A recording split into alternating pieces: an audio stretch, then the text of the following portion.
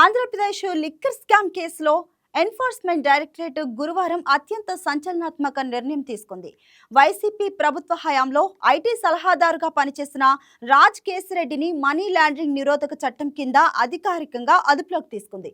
హైదరాబాద్తో పాటు తెలుగు రాష్ట్రాల్లో 10కి పైగా కీలక స్థానాల్లో విస్తృతంగా సోదాలు నిర్వహించిన అనంతరం ఈ అరెస్టు జరగడం రాజకీయ వర్గాల్లో తీవ్ర కలకలం రేపింది. రాజ్ కేసిరెడ్డి అరెస్టు ఇప్పుడే జరగలేదు. గత సంవత్సరం ఏప్రిల్లోనే ఏపీ పోలీసుల ప్రత్యేక దర్యాప్తు బృందం శంషాబాద్ అంతర్జాతీయ విమానాశ్రయంలో నాటకీయ పరిణామాల మధ్య ఆయన్ను అరెస్ట్ చేసింది. అప్పటి నుంచి సుమారు ఏడాది కాలంగా ఆయన జైల్లోనే ఉన్నారు. అప్పటి సిట్ దర్యాప్తు సాధారణ అవినీతి మోసం కేసుల చట్టంలోనే సాగింది. ఇప్పుడు ఈడీ రంగంలోకి దిగడంతో కేసు పూర్తిగా కొత్త మలుపు తిరిగింది. మనీ లాండరింగ్ యాక్ట్ కింద దర్యాప్తు అనేది సాధారణ అవినీతి కేసు కంటే ఎంతో శక్తివంతమైనది. ఎందుకంటే దీని ద్వారా డబ్బు ఎక్కడి నుంచి వచ్చింది, ఎక్కడికి వెళ్ళింది, ఎవరెవరి జేబుల్లో పడింది అన్న మొత్తం ఆర్థిక గొలుసును ఛేదించడం సాధ్యమవుతుంది. ఈ లిక్కర్ స్కామ్ పరిణామం అర్థం చేసుకోవాలంటే దర్యాప్తు సంస్థలు ఇప్పటి వరకు వెలుగులోకి తెచ్చిన వివరాలు చూడాలి. వైసీపీ ప్రభుత్వం అధికారంలో ఉన్న కాలంలో రాష్ట్ర మద్యం పాలసీని ప్రత్యేక వర్గాలకు అనుకూలంగా రూపొందించారనేది ప్రధానమైన ఆరోపణ. ఈ అనుకూల పాలసీ ఫలితంగా పెద్ద ఎత్తున ముడుపులు వసూలు జరిగాయని, ఆ మొత్తం దాదాపు 3,500 కోట్లకు పైగా ఉంటుందని దర్యాప్తు సంస్థలు అంచనా వేస్తున్నాయి. ఈ భారీ మొత్తాన్ని నేరుగా చేతులు మారిస్తే పట్టుబడతారు కాబట్టి సిగ్మా సప్లై చైన్, టెక్కర్ వంటి బినామీ సంస్థలను సృష్టించారు. ఆ సెల్ కంపెనీల ద్వారా నల్లధనాన్ని తెల్లధనంగా మార్చే ప్రక్రియ చాప కింద నీరులా సాగిందని ఈడీ గుర్తించింది. అంతేకాదు హవాలా మార్గాల్లో విదేశాలకు నిధులు తరలించిన ఆనవాళ్లు కూడా దర్యాప్తు సంస్థలకు దొరికినట్లు తెలుస్తుంది. ఇప్పటికీ ఈడీ 441 కోట్ల విలువైన ఆస్తులను ముందస్తుగా అటాచ్ చేయటం ఈ దర్యాప్తు తీవ్రతను స్పష్టం చేస్తుంది.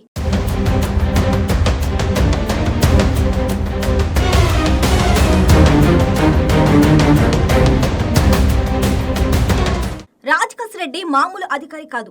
వైసీపీ ప్రభుత్వంలో ఆయనకు అధికారికంగా ఐటీ సలహాదారు పదవి ఉన్నా ఆయన నేరుగా ముఖ్యమంత్రి కార్యాలయానికి అత్యంత సన్నిహితంగా వ్యవహరించారని అధికారులు గుర్తించారు.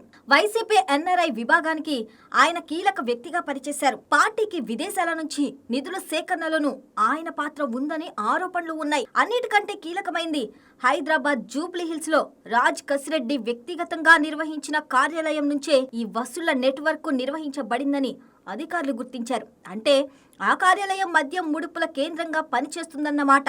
దర్యాప్తు సంస్థలు ఆ కార్యాలయంలో జరిపిన సోదాల్లో కీలకమైన డాక్యుమెంట్లు, ఆర్థిక లావాదేవీల రికార్డులు స్వాధీనమైనట్లు సమాచారం. ఈ దర్యాప్తులో అత్యంత చర్చనీయాంశంగా మారిన అంశం వైసీపీ సీనియర్ నేత, రాజ్యసభ మాజీ సభ్యుడు విజయసాయిరెడ్డి ఈడీ విచారణకు హాజరైనప్పుడు ఇచ్చిన స్టేట్మెంట్.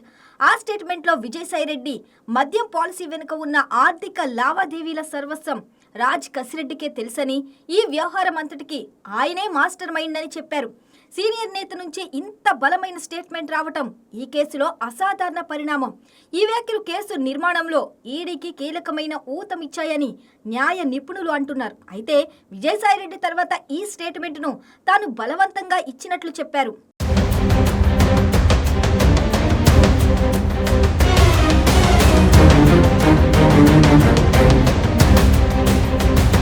ప్రస్తుతం రాజ్ కేసిరెడ్డి ఈడీ కస్టడీలో ఉన్నారు. ఈ దర్యాప్తులో అత్యంత కీలకమైన ప్రశ్న 3,500 కోట్ల ముడుపుల మనీ ట్రయల్ అల్టిమేట్ గా ఎవరి దగ్గరకు చేరిందన్నది. ఈడీ దర్యాప్తు తీరు చూస్తే అన్ని దారులు తాడేపల్లి ప్యాలెస్ వైపే వేళ్లు చూపిస్తున్నాయని రాజకీయ పరిశీలకులు అంటున్నారు. వైసీపీకి చెందిన ఒక సిట్టింగ్ లోక్సభ సభ్యుడితో పాటు మరికొందరు కీలక నేతలకు చేరిన కిక్ బ్యాక్స్ వివరాలు ఈడీ రికార్డుల్లో ఎక్కినట్లు విశ్వసనీయ వర్గాలు తెలిపాయి. ఈ ఆర్థిక సంబంధాల ఆధారంగా వైసీపీ అధినేత వైఎస్ జగన్మోహన్ రెడ్డికి కూడా ఈడీ నోటీసులు జారీ చేయవచ్చని ప్రచారం జోరందుకుంది. అయితే ఇప్పటి వరకు అది అధికారికంగా జరగలేదు. నోటీసులు ఇచ్చే అవకాశం ఉందన్న ప్రచారాన్ని వైసీపీ రాజకీయ వేధింపుగా అభివర్ణించింది.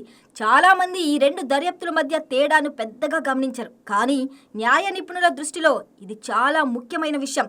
సిట్ దర్యాప్తు రాష్ట్ర ప్రభుత్వ ఆదేశాల మేరకు జరుగుతుంది. దీంట్లో నేరస్తులను శిక్షించడం ప్రధానం. ఈడీ దర్యాప్తు మాత్రం కేంద్ర సంస్థ చేస్తుంది. ఇందులో మనీ లాండరింగ్ చట్టం వర్తిస్తుంది. మరో ముఖ్యమైన తేడా ఏమిటంటే PMLA కింద బెయిల్ పొందటం సాధారణ కేసుల కంటే చాలా కష్టం. అంటే రాజ్ కసిరెడ్డికి ముందు జైలు నుంచి బయటపడటం మరింత కష్టంగా మారే అవకాశం ఉంది. ఇంకా కీలకమైనది ఈడీ కస్టడీలో రాజ్ కసిరెడ్డి ఇచ్చే స్టేట్మెంట్లు, వెల్లడించే వివరాలు, చేసే చిన్న వ్యాఖ్యలు కూడా న్యాయస్థానంలో సాక్ష్యంగా వినియోగించుకోవచ్చు.